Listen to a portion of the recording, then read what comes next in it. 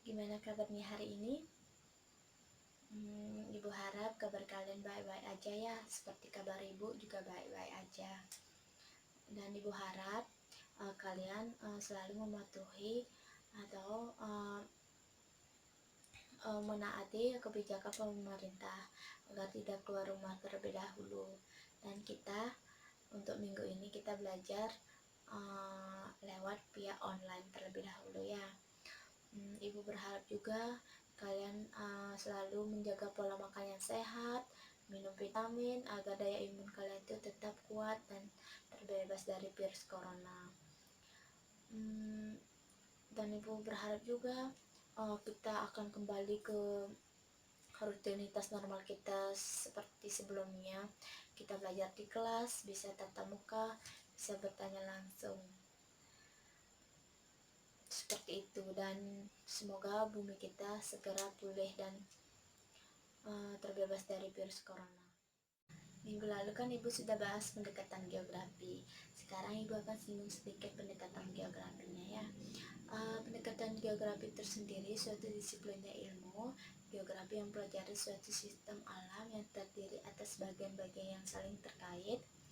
Nah, aliran energi dalam suatu sistem menghasilkan perubahan. Nah, perubahannya ini yang berkesinambungan akan menghasilkan suatu bentuk keseimbangan sistem. Nah, di dalam geografi modern ini menghasilkan 3 pendekatan geografi.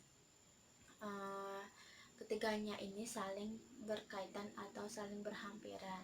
Yang pertama itu adalah pendekatan analisis keruangan, yang kedua itu adalah analisis kelingkungan atau ekologi, yang ketiga itu ada analisis kompleks wilayah. Nah, ketiganya ini saling berkaitan. Nah, kali ini kita akan bahas prinsip geografi. Prinsip geografi itu adalah suatu bidang ilmu yang mempunyai konsep dan prinsip tersendirinya.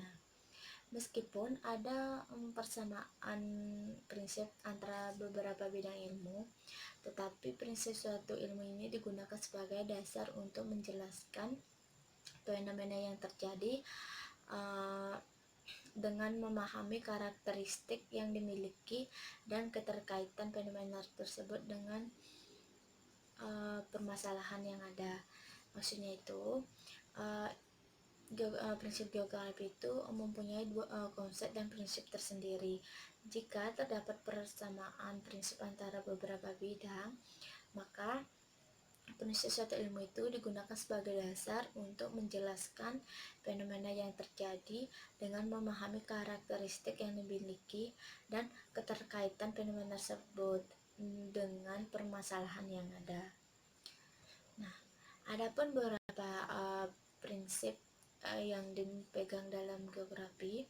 Yang pertama itu ada prinsip penyebaran, prinsip interiorisasi, prinsip deskripsi, dan prinsip korologi. Untuk prinsip penyebaran, geografi itu mengandung prinsip ini karena adanya persebaran fenomena geografi yang tidak merata di muka bumi ini. Nah, contohnya itu seperti penyebaran potensi air berada di suatu tempat dengan tempat lain itu tidak merata.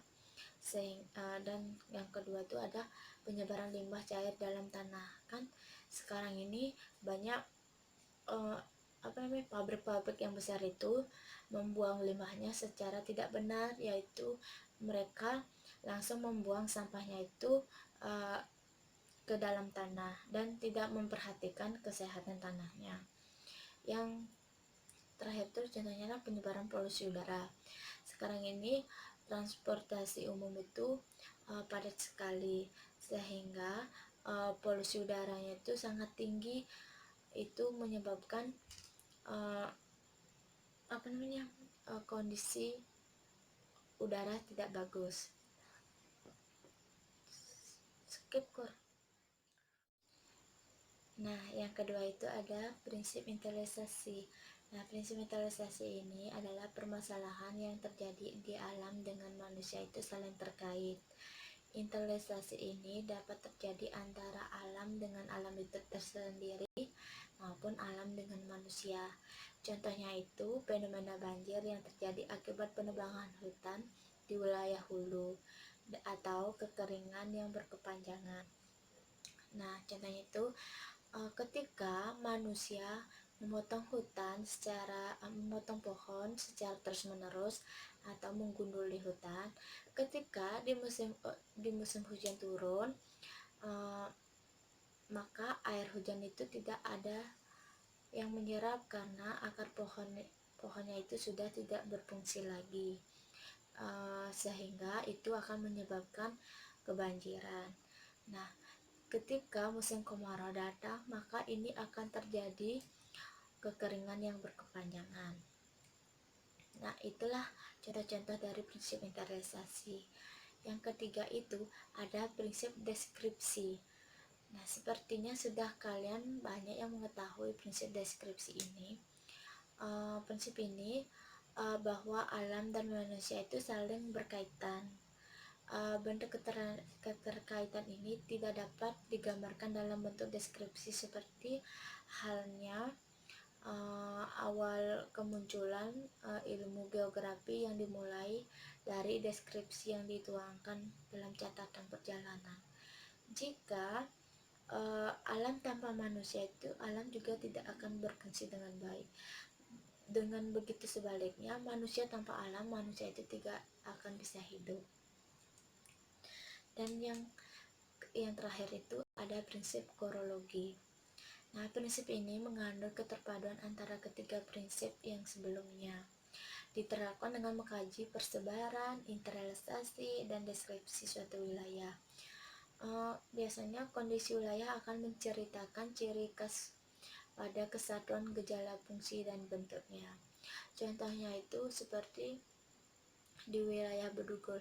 Di sana ciri khasnya dingin karena suhu di sana itu sangat kecil, sehingga di sana suhunya sangat dingin, dan di sana itu topografinya tinggi. Adalah prinsip korologi. Prinsip ini mengandung keterpaduan antara ketiga prinsip sebelumnya. Ini biasanya diterapkan dengan mengkaji prinsip persebaran, internalisasi, dan deskripsi suatu wilayah.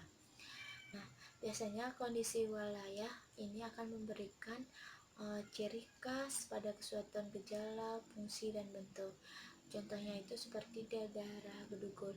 Di sana itu topografinya tinggi dan suhunya sangat rendah, sehingga udara di sana itu dingin. Nah, sekian dari pemaparan materi dari Ibu. Jika kalian ada yang kurang paham, kalian bisa komen di bawah sini ya.